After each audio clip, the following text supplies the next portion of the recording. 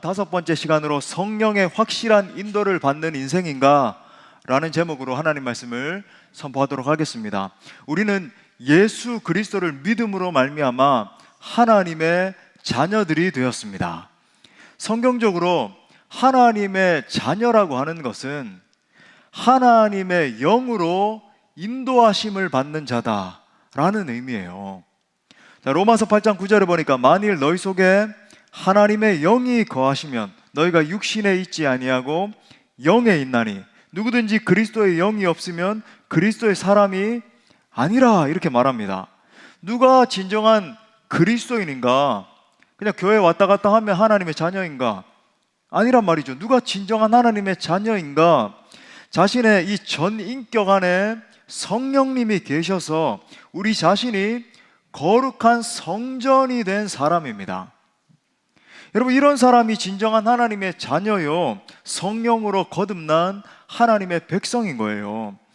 일평생 교회를 다녔다 할지라도 그 사람 안에 만약 성령이 계시지 않는다면 그 사람은 본질적으로 그리스도인이 아닌 겁니다. 더 쉽게 말하면 하나님 나라에 들어갈 수 있는 천국 시민이 아직은 아니라고 하는 말이에요. 자, 사도 바울의 논지를 보니까 두 가지 인생이 있다는 것을 반드시 기억해야 됩니다. 먼저는 영적인 사람이 있어요. 이런 사람은 성령님께 사로잡힌 사람입니다. 성령님의 음성을 민감히 듣고 거기에 반응하면서 사는 사람이에요. 자, 이런 사람들의 특징이 있는데, 이런 이들은 삶 속에서 지속적으로 성령의 열매를 맺으면서 살아가게 되죠. 그죠? 사랑과 희락과 화평과 오래 참음과 자비와 양성과 충성과 온유와 절제 같은 이 내적인 열매들 뿐만 아니라 성령의 능력으로 말미암아 사역하는 외적인 열매들까지, 이런 열매들을 계속 주렁주렁 맺으면서 살게 되는 겁니다. 그 결과 다니엘이 선포하는 것처럼 많은 사람들을 계속해서 옳은 대로 돌아오게 해서 풍성한 삶을 살게 하시는 거예요. 자, 반대로 육적인 사람이 있단 말이죠. 사도 바울의 이 시각에서 볼 때 육적인 사람이 있어요. 여러분, 이런 사람은 한마디로 거듭나지 않은 사람이라고 할 수 있습니다. 니고데모를 보세요. 굉장히 탁월한 종교인이었잖아요. 탁월한 지식을 가지고 있었어요. 율법에 있어서 여러분, 여기에 있는 누구도 비교하지 못할 정도로 아주 대단한 율법 학자였습니다. 근데 예수님의 눈에 보기에 그는 아직 거듭나지 못했어요.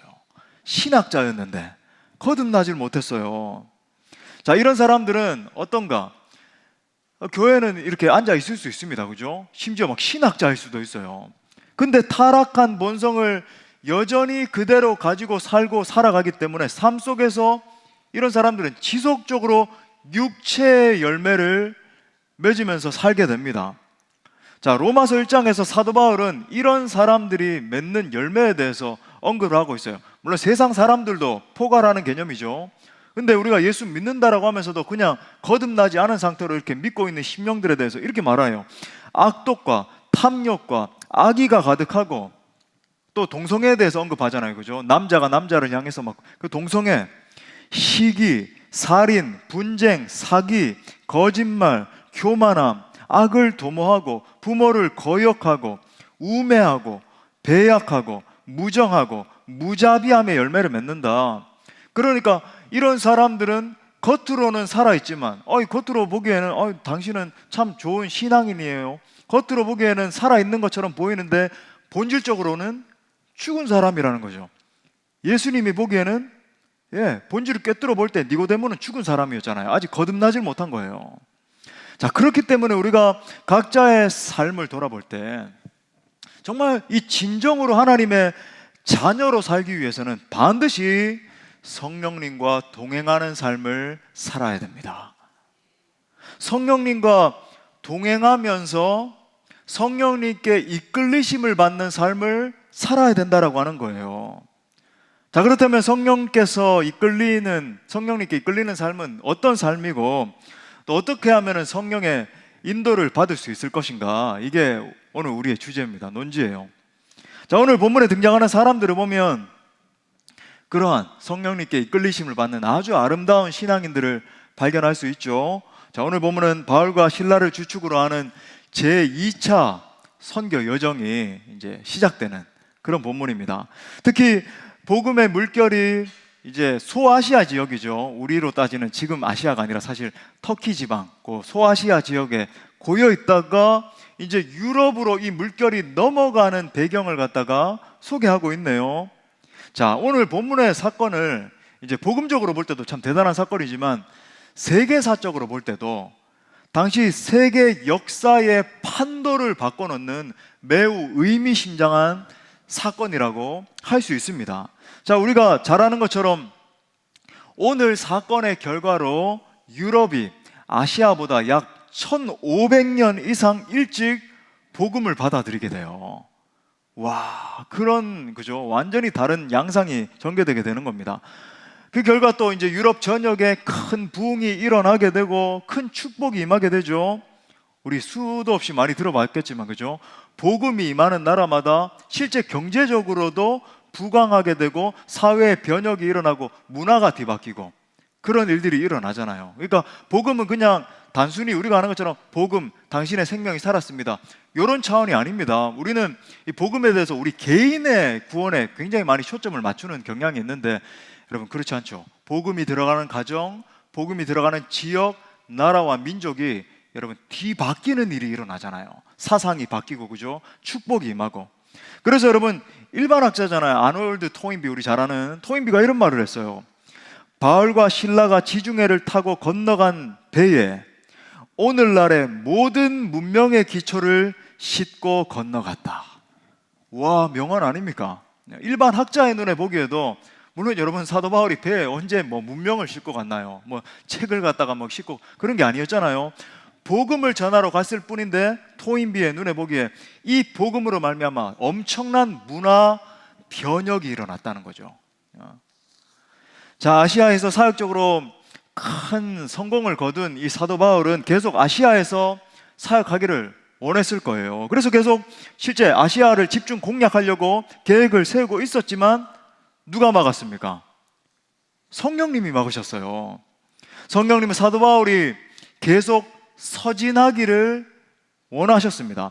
이처럼 여러분, 놀라운 사역적 반전이 전개된 것이 바로 바울이 한밤중에 이 마케도냐 사람들의 환상을 본 거죠.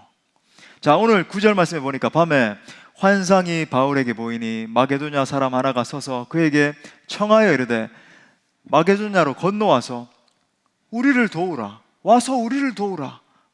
이 환상을 본 거죠, 그죠? 바로 이 환상이 이제 세계 역사의 판도에 큰 변화를 가져오게 된 겁니다.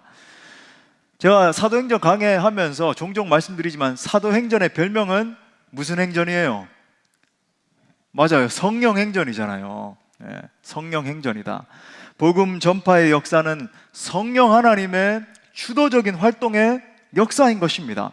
특히 사도들이 성령의 충만함을 받고 성령에 이끌려서 이 선교의 사명을 감당한 사건이 바로 이 사도행전의 역사의 핵심으로 계속 흐르고 있는 거죠. 자, 이 이끄심이 아주 두드러지게 나타나는 것이 바로 오늘 본문의 말씀이에요. 자, 사도 바울이 이 비전을 따라갔을 때 또 우리가 계속해서 순차적으로 살펴보겠지만 하나님의 역사가 굉장히, 그죠? 하나 일어나고 그 다음 또 순차적으로 또 일어나고 또 일어나고 이런 장면들을 보게 됩니다. 간단하게만 생각해봐도 루디아라고 하는 이 유력한 여자를 전도하게 되잖아요. 그리고 그녀의 집에 그 유명한 빌립보 교회, 유럽 최초의 교회가 세워지는 역사가 일어나게 되고, 그 다음에 빌립보 감옥에 갇혔을 때 감옥의 간수장과, 그죠? 그 모든 가족이 또 구원 얻는 역사까지 일어나게 되고, 하나님의 역사는 놀라워요. 계속 뭔가 예측하지 못했는데 순차적으로 꼬리에 꼬리를 물고 막 일어나는 거예요. 다시 말해, 자, 오늘 말씀으로 돌아와서 이 마케도냐 환상은 자신의 계획을 성취하시고자 하시는 하나님의 비상수단이었다라고 볼 수 있는 것입니다. 자, 그러므로 오늘 말씀을 통해서 우리 모두가 정말, 그죠? 성령 하나님이 이렇게 역사하셨구나, 이 성령님의 계획을 깨달아 알므로 말미암아 정말 하나님의 목적을 이루어드리는 인생들로 다 설 수 있기를 간절히 축복합니다. 자, 크게 세 가지로 살펴보겠습니다. 첫 번째는 성령의 인도하심을 받을 때 하나님의 역사에 쓰임받을 수 있습니다. 우리 한번 따라 할까요? 성령의 인도하심을 받을 때 하나님의 역사에 쓰임받을 수 있다. 예. 성령님은 우리를 인도하기를 원하십니다. 이런 거 아니에요. 우리는 보통 우리 하나님께 갈 때 하나님은 가만히 있는 목석과 같은 분이고 우리가 하나님을 겨우 막 졸라가지고 하나님을 조금 움직이고 이렇게 생각할 수 있거든요. 정반대입니다. 여러분, 성령님은 우리 한 사람 한 사람 우리의 삶을 인도하기를 간절히 원하세요. 믿으십니까? 그런데 그 성령님은 때때로 우리가 가는 길을 막기도 하시고 때로는 우리를 또 다른 길로 인도하시기도 하십니다. 자, 사도 바울의 이 사역을 살펴보면 그의 이 삶과 사역의 주체가 명확하게 성령 하나님이었음을 우리가 오늘 말씀에서도 발견하게 되죠. 자, 6절 상반 보세요. 보니까 누가 아시아에서 말씀을 전하지 못하겠대요? 성령이 아시아에서 말씀을 전하지 못하겠다. 자, 7절에도 보니까 무시아 앞에 이르러 비두니아로 가고자 애를 썼대요. 자, 보세요. 가고자 애를 쓰는데 뭔가 이게 계속 막히는 거예요. 누가 허락하지 않는데요? 예수의 영이, 그죠? 성령님을 갖다가 예수의 영이라고 또 다른 표현으로 이제 쓴 거죠. 허락하지 않는다. 자, 10절 하반절에도 보니까 이 모든 일들을 바라보니까 이는 누가 저 사람들에게 복음을 전하라고? 하나님이 저 사람들에게 복음을 전하라고 우리를 부르신 줄로 인정함이라. 여러분, 지금 선교의 현장에서는 사도 바울 일행이 서서 열심히 사역도 하고 아침에 일어나면 이제 기도도 하고 전도지도 챙겨가지고 가서, 그죠? 전도지도 나눠주고 복음 말씀도 전하고 사역의 주체는 사도 바울과 그들의 일행이에요. 그렇지만 여러분, 그들을 실제적으로 움직이는 주체는 누굽니까? 삼위일체 하나님이에요. 성령님이셔요. 실제로 사도 바울의 선교팀이 성령님의 이끄심을 확신하면서 방향을 돌려 유럽으로 그들의 사역 방향을 전환하고 있음을 오늘 10절 말씀에서 보게 됩니다. 오늘 핵심 구절이 이제 10절이에요. 자, 같이 한번 읽겠습니다. 시작. 바울이 그 환상을 보았을 때 우리가 곧 마게도냐로 떠나기를 힘쓰니 복음을 전하라고 우리를 부르신 줄로 인정함이로라. 자, 유진 피터슨 목사님은 그의 번역에서 이제 10절 말씀을 이렇게 번역을 했습니다. 들어보세요. 이제 하나님께서 유럽 사람들에게 복된 소식을 전하라고 우리를 부르셨음을 확신했다. 아하, 유럽 사람들에게 복음을 전하라고 우리를 부르셨다는 것을 확신하게 되었다. 이런 의미라는 거예요. 보십시오. 사도 바울의 사역에 놀라운 역사가 일어나고 많은 사람들이 구원받고 그의 사역이 풍성할 수 있었던 이유가 무엇입니까? 보세요. 사역을 할 때, 그죠? 사역의 여정 가운데 계속 위축되고 사람들이 모이지도 않고 능력도 나타나지 않고 그러면 될까요? 안 될까요? 여러분, 요즘 어떤 젊은 사역자들은 뭔가 이상한 좀 사상, 뭔가 사람들이 적게 모이고, 그죠? 많이 모이고 성장하고 이러면 그건 비본질적인 사역이야. 뭔가 소수만 있고 이러면 그게 본질적인 사역이다. 이런 자가당착에 좀 빠지는 모습을 보게 돼요. 그렇지 않습니다. 그죠? 사람들이 더 많이 모이고 더 흥왕하게 되고 한 명이라도 더 많은 영혼들을 건져내고 그런 사역이 돼야 될 거 아니에요. 사도 바울의 사역을 봐도 우리 예수님의 사역을 봐도, 그죠? 많은 영혼들을 건져내고 생명을 살리고 역동적이 돼야 되죠. 자, 사도 바울의 이 사역의 현장들을 볼 때 이렇게까지 풍성할 수 있었던 이유가 뭡니까? 다름이 아니라 그가 철저히 성령 하나님의 인도하심을 받는 사역자였기 때문에 그렇습니다. 그러므로 성도인 우리들도 하나님의 부르심 따라 살아야 돼요. 그러니까 성령의 이끌리심을 받는 것이 중요하다. 내 자기로 살아가는 게 아니라, 그죠? 성령님의 이끌리심을 받아 하나님이 말씀하시는 그 비전, 그 환상을 붙들고 앞을 향한 확신을 가지고 나아가는 것이 너무나 중요하다라고 하는 거예요. 자, 지혜자는 이런 논지에 대해서 다른 말로 이렇게 표현합니다. 참된 성도의 정체성, 그죠? 정말 참된 성도가 어떻게 걸어가야 되는가? 얼마나 지혜로운지. 자, 잠언 16장 9절도 우리 다 같이 한번 읽어보겠습니다. 시작. 사람이 마음으로 자기의 길을 계획할지라도 그의 걸음을 인도하시는 이는 여호와시니라. 아멘. 여러분, 이 말씀 그런 말씀 아니에요. 내가 가만히 있더라도 주님 인도한다, 이게 아니라, 그죠? 사람이 자기의 길을 열심히 이렇게 걸어간다 할지라도 계속 주님의 인도하심을 받는 삶의 소중함에 대해서 이야기를 하는 거죠. 성령의 음성에 귀를 기울이는 겁니다. 하나님의 인도를 받아야 된다. 제가 이런 오해를 좀 풀어드리고 가고 싶어요. 물론 성령의 이끌리심이라고 하는 말을 들었을 때 아마 여기서도 이제 이런 생각을 하는 분들이 계실 수 있어요. 아, 이제 능동적인 삶을 살아가지 않고 좀 이렇게 수동적이고 나태하게 그렇게 살아가려고 말씀하시는구나. 혹 주체적으로 내 삶을 개척해 나가지 않고 아무런 계획도 세우지 않고 계속 그죠? 성령님 말씀하옵소서, 계속 주의 종은 듣겠나이다, 이러고만 있어야 되는구나. 그런 삶이 아니에요. 여러분, 당연히 성령님의 인도하심을 받는다라고 하는 게 이런 개념을 말하지 않는다는 걸 오늘 사도 바울의 태도를 통해서 발견할 수 있습니다. 여러분, 우리가 계속 볼 수 있는 사도 바울의 모습이 어때요? 사도 바울은 결코 무계획적인 사람이 아니었습니다.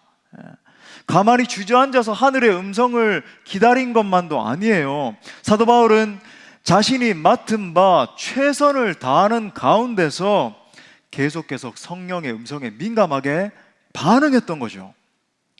실제로 그죠? 그는 에베소나 서머나 골로새 같은 이 소아시아에 있는 대도시를 겨냥해서 계속 열심히 사역을 했고, 또 앞으로도 이제 그 도시들을 더 타겟팅해가지고 더 사역을 확장시킬 계획을 가지고 있었습니다. 그렇지만 성령께서 그쪽 방향을 막으신 거예요.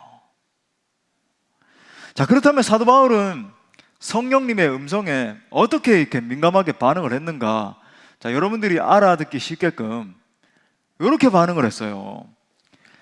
그가 이제 플랜 A를 세우고 플랜 A를 진행해 나가는 가운데서 이게 성령께서 뭔가 이렇게 막으시고 이끄시지 않는 것 같으면 다시 플랜 B를 세우고 진행을 해 나가고, 또 기도하는 가운데서 그죠? 플랜 C로 인도하시는 것 같으면 또 그 C에 반응하면서 적극적으로 나가고, 이렇게 했단 말이죠.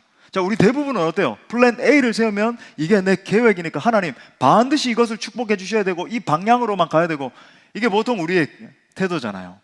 아니면은 그저 아예 계획도 세우지 않든지. 근데 그게 아니었어요. 성령의 음성에 귀를 기울이면서 계속 성령 하나님의 이끌리심을 받는.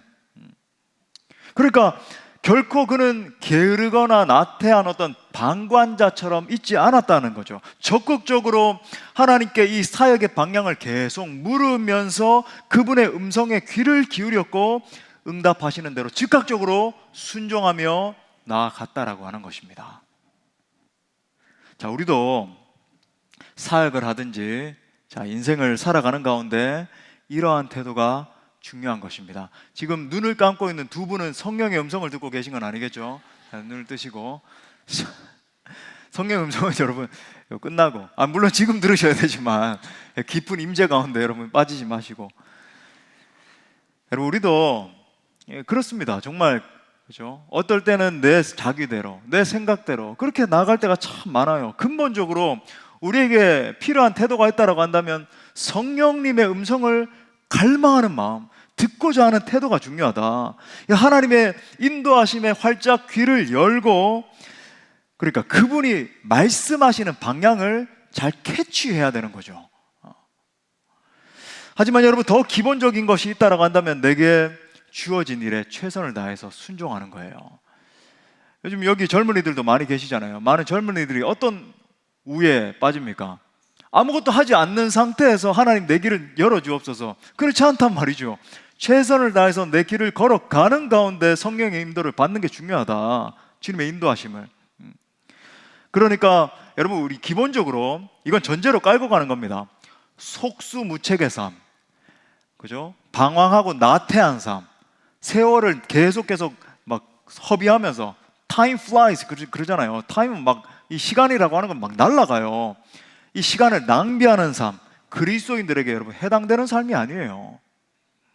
사랑하는 여러분, 성령 하나님의 이끌리심을 받을 수 있기를 바랍니다. 예수 그리스도 안에서 꿈과 환상을 가지십시오. 나태한 게 아니라 그죠? 예수님께서 열어주시는, 그럴 때 여러분의 미래가 놀라운 축복과 기적의 미래로 뒤바뀌는 것을 보게 될 것입니다. 자, 그러기 위해서 중요한 것은 다시 돌아가서 성령의 음성에 민감하게 귀 기울이는 거예요. 내 욕심 따라 살아가는 그런 인생이 아니라 성령께서 과연 무엇을 원하시는가? 내가 계획 세우신 게 이거니까 여기에 반드시 축복하셔야 됩니다. 그게 아니고, 성령님, 우리 직장 가운데 어떤 걸 원하십니까? 성령님, 우리 가정 가운데 어떤 선택을 하기 원하십니까? 성령님, 제가 오늘 어떤 딜러와 미팅이 있는데 제가 어떻게 말하길 원하시고 어떤 대화가 오가길 원하십니까? 성령 하나님, 제가 오늘 예배를 인도를 해야 되는데 이 예배 가운데 어떻게 말씀하길 원하십니까? 성령 하나님, 제가 사역 가운데 어떻게 행하길 원하십니까? 계속 묻는 거죠.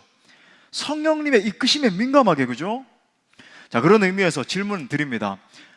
너무 이렇게 이렇게 생각할 수 있는 범위를 넓게 하면은, 그죠, 좀 가늠하기 힘들 수 있으니까 여러분의 지난 한 주를 한번 생각해 보세요. 여러분이 여러분의 육체의 생각, 이 이성적인 생각에만 함몰돼서 살지 않으셨습니까? 여러분의 인생의 주체가 오로지 여러분 자신에게만 고여있지 않으셨습니까? 사랑하는 여러분, 축복합니다. 저는 여러분 모두가 성령의 이끌리심을 받는 모든 성도들 되시기를 바랍니다. 성령의 음성을 듣고 민감히 반응하시는 모두가 되시기를 축복합니다.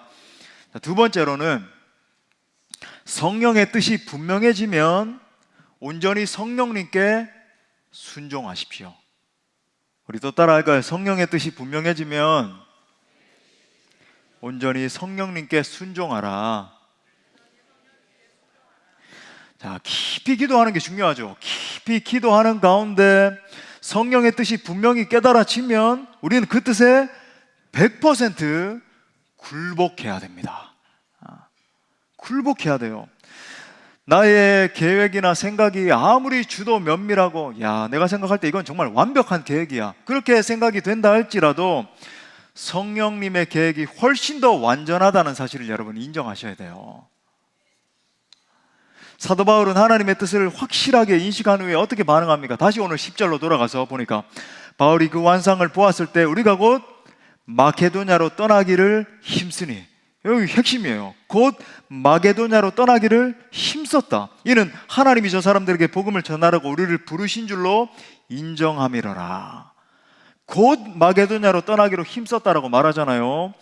온 마음을 다해서 즉각적으로 순종했다라는 것을 우리가 말씀을 통해서 확인할 수 있습니다. 당시 우리가 막연하게 이제 말씀을 읽으니까 이게 얼마나 참 엄청난 챌린지였는지 와닿지 않을 수 있겠지만, 마게도냐로 건너간다, 다시 바다를 건너서 그 땅을 간다. 여러분, 이건 완전히 새로운 미지의 세계를 향해서 가는 것 아닙니까? 당연히 사도 바울도 인간인데 새로운 곳을 향해서 가고, 새로운 사역을 또 이렇게 계획을 해야 되고, 새로운 사람들을 만나야 되고, 두려움이 있었을 거예요. 염려, 근심들 없지 않았을 거예요, 그죠? 하지만 그는 하나님의 뜻을 깨달은 순간 즉각적으로 순종했다라고 하는 거죠. 여러분, 이것이 믿음입니다. 이것이 믿음의 사람의 태도예요. 성령 하나님의 계획을 알게 되면 나의 계획은 즉시로 내려놓는 태도. 하나님의 비전을 보는 순간, 그죠? 그 비전에 자신을 맡기고 달려가는 거예요. 또 나도 모르는 사이에 내 내면 가운데 명예욕이라든지 성취욕이라든지, 아니면 이렇게 자아가 굉장히 강한 사람들은 이걸 반드시 이루어야 되고 좀 이런 게 있을 수 있거든요. 이걸 내려놔야 돼요. 특히 하나님의 음성에 순종할 때 가장 큰 도전이 되는 것이 두려움입니다. 두려움. 이런 마음이 들죠. 이거 내가 잘 감당할 수 있을까? 이건 내가 한 번도 해본 적도 없는 일이고 굉장히, 그죠, 어려움을 주는 게 이렇게 뻔히 이렇게 예측이 되는데 이거 내가 과연 할 수 있을까? 이런 생각이 드는 겁니다. 하지만 하나님의 뜻을 확실히 깨달았을 때는 여러분 주저앉아서 주판질만 하고 있어서는 안 되는 거예요. 두려움이 당연히 있죠, 누구에게나. 하지만 그 두려움을 이겨내고 도전해야 되는 겁니다. 사도 바울처럼 어떻게 해서든지 빨리 마게도냐를 향해서 가려고 힘써야 된다라고 하는 거예요. 여러분, 하나님께 순종하고 헌신할 수 있는 기회가 계속 우리를 기다려주지 않습니다. 정말 그렇잖아요. 우리의 이 젊음의 때가 계속 있는 게 아니죠. 세월이 얼마나 빨리 가는지. 많은 사람들이 이렇게 얘기해요. 제가 뭘 이룬 다음에, 제가 은퇴한 다음에, 제가 자식들 이렇게 해놓은 다음에 이렇게 헌신하겠습니다. 그렇지 않죠. 헌신의 기회도 여러분 굉장히 쉽게 사라지고, 그때가 되면 여러분 하기 힘든 상황이 되는 거죠. 내가 힘이 있을 때, 여러분 기회가 있을 때 순종하고 헌신해야 되는 거예요. 하나님께서 부르시는 겁니다. 그렇죠? 제 간증을 좀 할까요? 참 제 인생 가운데도 명확하게 성령께서 말씀하시고 이끄셨다라고 하는 그런 또 이끄심들이 있었거든요. 삶 가운데 계속 이렇게 인도하심을 받으려고 애를 쓰지만 이건 정말 크게 하나님이 인도하셨다, 이런 경우들이 몇 차례 있었죠. 여러분 가장 대표적인 게 여러분 아시는 대로 우리 교회로 이끄심을 받았을 때입니다. 미국에서 제가 유학 시절에 그 안정감 가운데 있었거든요. 제 삶이 흔들리고 있었다든지 그런 게 아니라 미국 교회에서도 제가 사역했던 우리 몇 번 설교하러 오셨던 우리 김궁호 목사님 교회에서 제가 사역했잖아요. 굉장히 부흥하는 교회였고 저도 굉장히 많은 유익을 얻었고 또 교회에서도 저를 굉장히 많이 사랑해 주셨어요. 제가 떠나오는 날 울음 바다가 됐습니다. 한 몇십 명이 모여가지고 눈물 바다가 되고 그렇게 사랑을 많이 받았습니다. 영주권 받고 잘 살 수 있었는데 이 청빙 절차가 진행되는 가운데 계속 말씀하시는 거죠. 사실 이게 진행되기 전에도, 그죠? 오늘 다 설명드릴 시간이 없는데 제가 말씀을 묵상하는 가운데 하나님의 마음이 느껴져서 그 자리에서 2시간을 펑펑펑펑 울고 어떻게 해서 이 청빙 절차 가운데 들어오게 되고, 그 과정에서도 저에게도 3번에 걸쳐서 명확하게 보여주시고 또 아내에게도 또 저희 어머니에게도 말씀하셨다. 그래서 아직 최종 확정되지도 않고 최종 3인일 때 물론 저도 그때 두려움도 있었죠. 하지만 믿음으로 어떻게 3주 만에 정리를 했거든요. 정말 한국처럼 누가 다 가져가지고 이런 것도 아니고 가구들 제가 손수 다 자르고 그래서 교우들이 와서 도와주고 이렇게 할 정도로 3주 만에 몸살이 날 정도로 그렇게 정리를 하고 갑자기 왔는데도 불구하고 제 근원적인 마음에는 평강이 있는 거예요. 하나님이 인도하신다. 이건 성령의 일이다. 최종적으로 청빙이 결정이 됐을 때 교회에 이거 전부 다 정말 많은 지체들이 그렇게 간증을 했어요. 저의 마음에도, 우리 사랑하는 교우들의 마음 가운데도 이건 오랫동안 기도해왔던 우리 성도님들의 기도와 저의 기도가 하나님의 때에 만났다라고 하는 것을 강하게 이렇게 감지할 수 있었던 거예요. 우리 교회를 건축할 때도 마찬가지입니다. 당시 여러분 상황으로 보면요 정말 불가능에 가까운 일이었습니다. 그렇잖아요, 그죠? 다 설명드릴 시간이 없어요, 이것도. 하지만 여러분, 기도하는 가운데 저와 온 성도들 가운데 이 성령님의 인도하심에 대한 뜨거운 감동이 임했습니다. 또 건축 중간에는 누가 예측을 했겠어요? 이 코로나 팬데믹이 터지면서 여러 가지 힘든 요소들이 많았습니다. 지도자였던 저의 마음에 정말 숨이 콱콱 막히는 그런 순간순간들이 한두 번이 아니었고, 그렇지만 성령님께서, 그죠? 계속 저와 모든 공동체 성도들에게 한 마음을 부어주시고 한 감동을 계속 부어주시니까 통과하고 여러분 결국 그죠? 완공할 수 있었던 거예요. 사랑하는 여러분, 성령 하나님의 음성에 100% 순종하면 성령께서 우리를 놀라운 길로 인도해 가십니다. 결국에 내 생각을 뛰어넘는 역사에 동참하게 하시는 거죠. 우리가 여러분 우리 자아대로만 행하면 내 능력을 벗어날 수 없어요. 그죠? 내 계획을 벗어난 어떤 하나님의 엄청난 일은 절대로 볼 수 없습니다. 하지만 성령님의 음성에 민감하게 반응해서 순종하며 나갈 때 내 능력을 뛰어넘는 역사, 내 계획과 내 생각을 뛰어넘는 하나님의 기적과 같은 역사에 동참하게 하심으로 말미암아 결국 하나님께서 더 크게 영광 받으시는 거예요. 온전히 하나님을 신뢰하고 기쁨으로 순종할 수 있기를 축복합니다. 자, 마지막 3번째로 적용점이죠. 성령의 인도를 받으려면 그럼 어떻게 해야 되냐라는 거예요. 어떻게 하면 됩니까? 자, 하나님은 사도 바울을 유럽으로 인도하셨습니다. 선교 사역의 지경이 소아시아에만 갇혀 있었는데 유럽 전 지역으로 넓혀지게 된 거예요. 지경이 넓어진 겁니다. 그죠? 자, 그 비결이 뭐였는가? 사도 바울 자체가 성령의 음성에 민감한 사람이었기 때문에 그렇습니다. 그래서 성령께서 이끄실 때 그것을 감지할 수 있었던 거예요. 제가 지금 감지라고 하는 말을 계속 사용한다는 거 여러분 인식하시겠죠? 그 존재 자체가 성령의 사람이었기 때문에 성령께서 말씀하실 때 감지할 수 있었던 거예요. 마게도냐로 가서 말씀을 전하라는 하나님의 뜻을 분별했고 그 음성에 즉각 순종함으로 사역의 지경이 넓혀진 것입니다.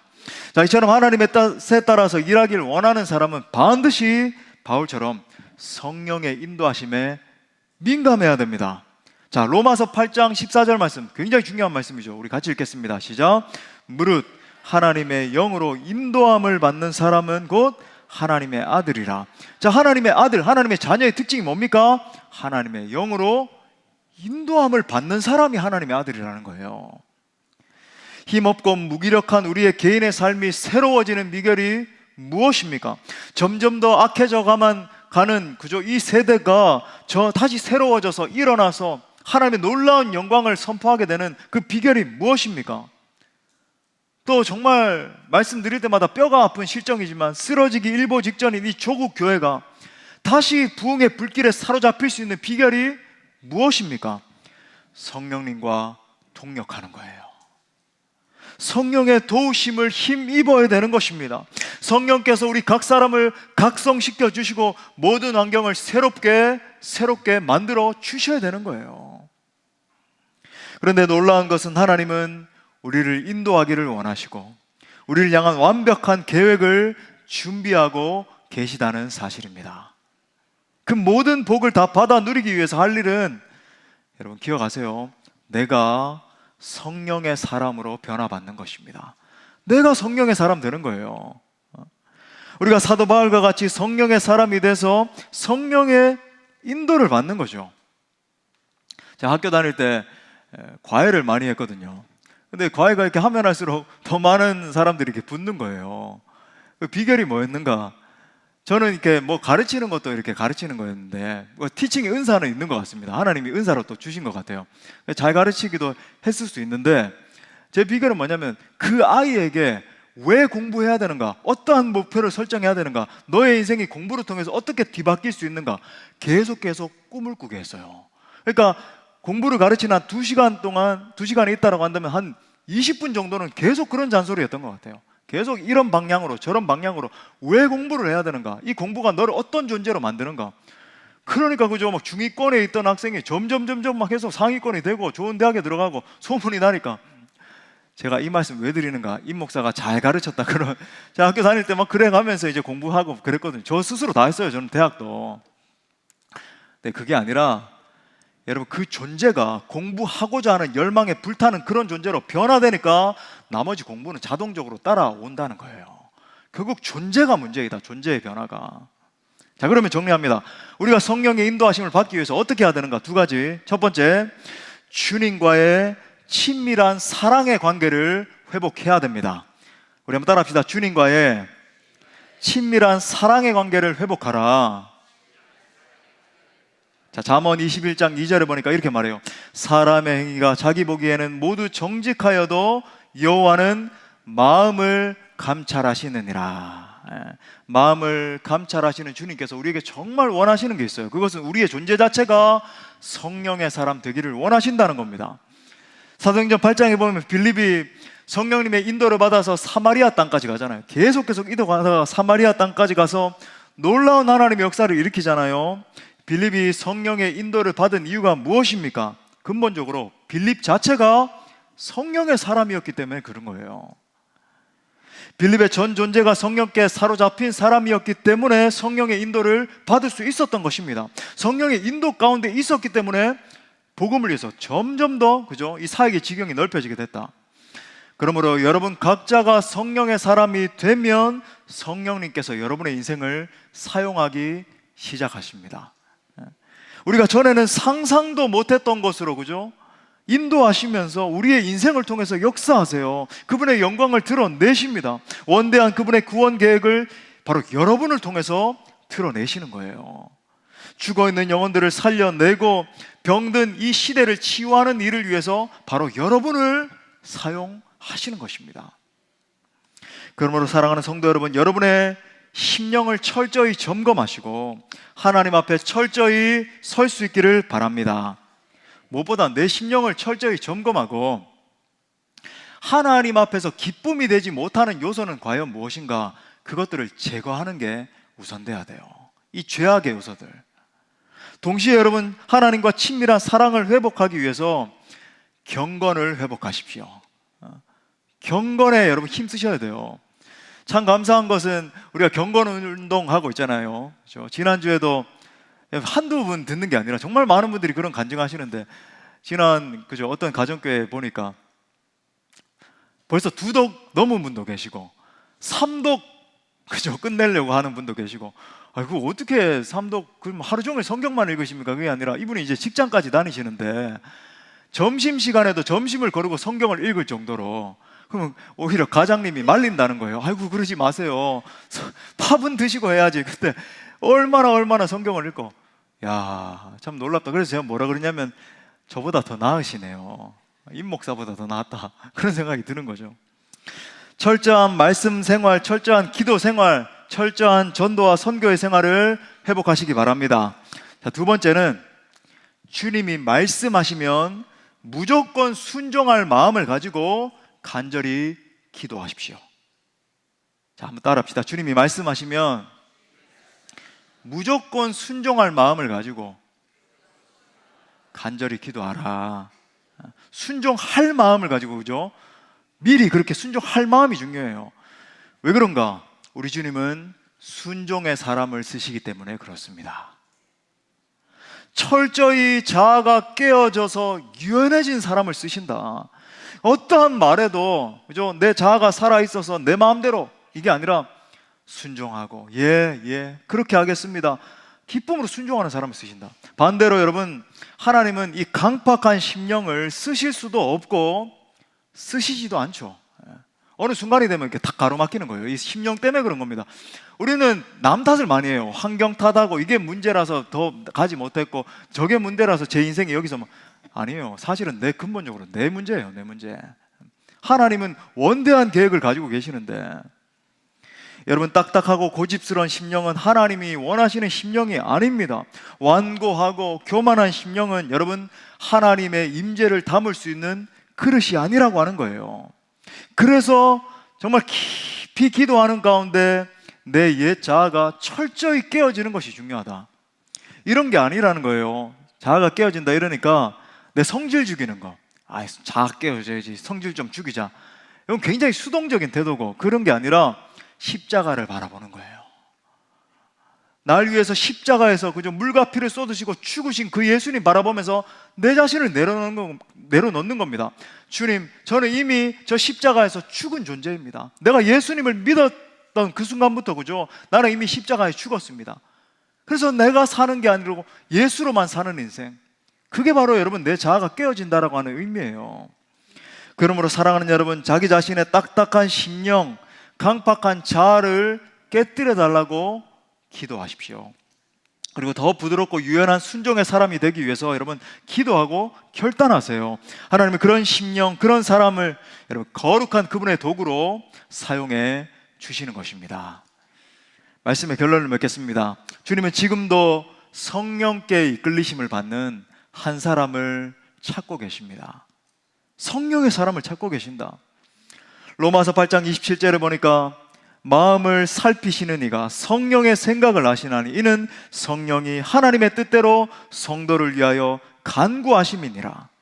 우리의 안에 계시는 성령님은 여러분 우리를 하나님의 뜻대로 계속 인도하기를 원하시고 지금 간구하시면서 내 사랑하는 아들아 딸아 이 방향이야, 인도하기를 원하신다.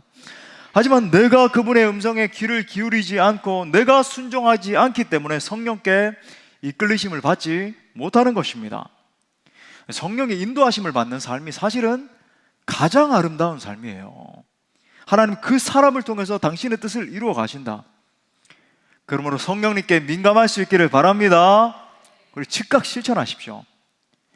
우리가 행복한 사람들의 축제, 이 특별한 여행을 진행하고 있잖아요. 지난주에 1차 작정을 했는데 작정한 태신자가 1424명이었습니다. 와, 참 놀라운 일이죠. 일반 교회들로 따지면 참 감사한 일이고 대단한 일입니다. 하지만 제 마음을 슬프게 한 부분이 있어요. 작정에 동참하신 분이 318명이었다라고 하는 사실입니다. 물론 이것도 대단해요. 일반 교회로 따지면 아니 출석 성도의 40% 이상이 동참을 했는데 참 대단한 일 아닙니까? 맞아요. 하지만 제가 간절한 마음으로 기도하는 것은 무엇이냐면 이 잃어버린 영혼들을 향한 하나님 아버지의 마음이 한 명도 빠짐없이 전 성도들에게 임하기를 원한다는 거예요. 우리가 당일날 몇 명을 초청하고 그것도 중요할 수 있습니다. 또 결신해서 또 몇 명이 예수님을 믿게 됐는가, 그것도 참 중요해요. 근데 하나님이 하시는 일이죠. 제가 첫 번째로 간절히 바라는 것은 여기에 있는 모두가 하나님 아버지의 마음을 가지고 저 영혼들 내버려 두면 지옥 형벌을 여러분 벗어날 길이 없잖아요. 우리 오늘 또 찬양했는데 사망의 그늘에 앉아서 울고 있는 저 영혼, 오늘 2차 작정이 있는데 모두가 동참했으면 좋겠어요. 목사님 저는 초신자라서 못하는데요, 할 수 있어요. 우리 매뉴얼 따라 정성을 기울이면 충분히 할 수 있으니까 우리 초신자들을 위해서 저는 5명은 못하겠고 그럼 3명이라도 한번 해보세요. 그러다 보면 우리 지난주에도 우리 집사님 말씀하셨는데 간증했잖아요. 이 천국의 기쁨, 복음 전도의 기쁨을 누리면서 또 하고 싶고 이 기쁨에 또 동참하고 싶고 그렇게 되는 거죠. 기도하고 사랑하고 섬기면 하나님이 결실하게 해주시는 겁니다. 또한 여러분, 여러분의 일상에서도 성령의 인도를 받으십시오. 성령의 인도함을 받는 삶이 가장 후회가 없는 삶이에요. 많은 사람들이 자기 성취 이루고 뭐 돈도 벌고 뭐 이렇게 살아가지만 나중에 자식들 다 출가시키고 뭐 이렇게 인생 보낸 다음에 왜 그렇게 허망해하고, 그죠? 왜 그렇게 안타까워하고 그럽니까? 그게 인생의 한계이기 때문에 그런 거거든요. 하지만 성령의 이끌리심을 받는 인생은 풍성한 열매를 맺는 인생이 되는 거죠. 상상해 보십시오. 그 나무의 가지에 수많은 새들이 깃들여서, 그죠?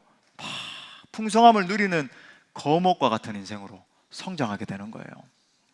말씀 마무리하기 전에 찰스 스탠리 목사님이 그의 책 하나님의 음성을 듣는 법에서 왜 우리가 성령 하나님의 음성 듣기를 사모해야 되는 것에 대해서 몇 가지로 설명을 했습니다. 첫째, 우리가 하나님의 음성을 듣지 못하면 다른 음성을 듣게 된다.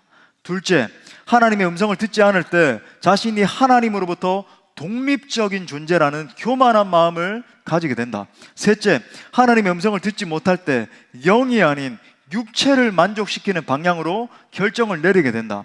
넷째, 하나님의 음성을 듣지 않으면 그 결과로 인해서 어려움을 겪게 된다. 다섯 번째, 마지막, 우리들이 하나님께 귀를 기울이지 않으면 하나님께서 준비하신 가장 좋은 것을 놓치게 된다. 그러므로 사랑하는 성도 여러분, 성령의 사람이 됩시다. 성령의 음성을 듣는 사람이 됩시다. 또한 성령의 음성에 순종하면서 사는 사람이 모두가 됩시다. 아무쪼록 여러분 모두가 성령께 이끌림으로 말미암아 정말 하나님의 목적을 이루어드리는 그런 모든 성도님들 다 되시기를 간절히 축원합니다. 우리 말씀 주신 하나님께 영광을. 잠시 앉아 계시고 우리 오늘도 준비된 영상이 있대요. 우리 함께 보고 우리 작정하는 시간 가지겠습니다. 하는 마음으로.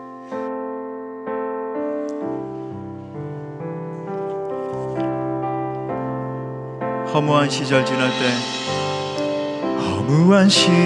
지날 때 깊은 한숨 내쉴 때 그런 풍경 보시며 단식하는 분이 있네. 고와 같이 너희를 버려두지 않으리. 내가 너희와 영원히 함께하리라. 성령이 오셨네. 성령이 오셨네. 성령이 오셨네. 내 중에 보내신 성령이 오셨네. 우리 인생 가운데 친히 찾아오셔서 그 나라 꿈꾸게 하시네. 억눌린 자 갇힌 자, 억눌린 자 갇힌 자 자유함이 없는 자 피난처가 되시는 성령님 계시네.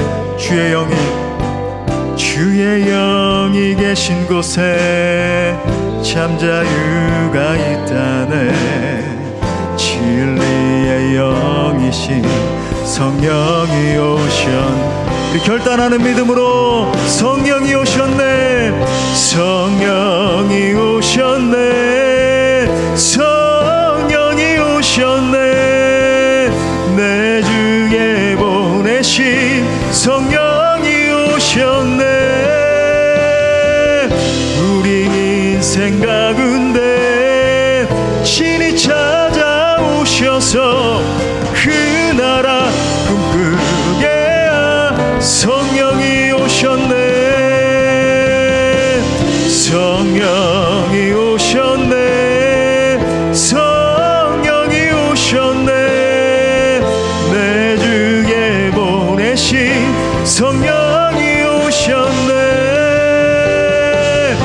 우리 인생 가운데 친히 찾아오셔서 그 나라 꿈꾸게 하시네.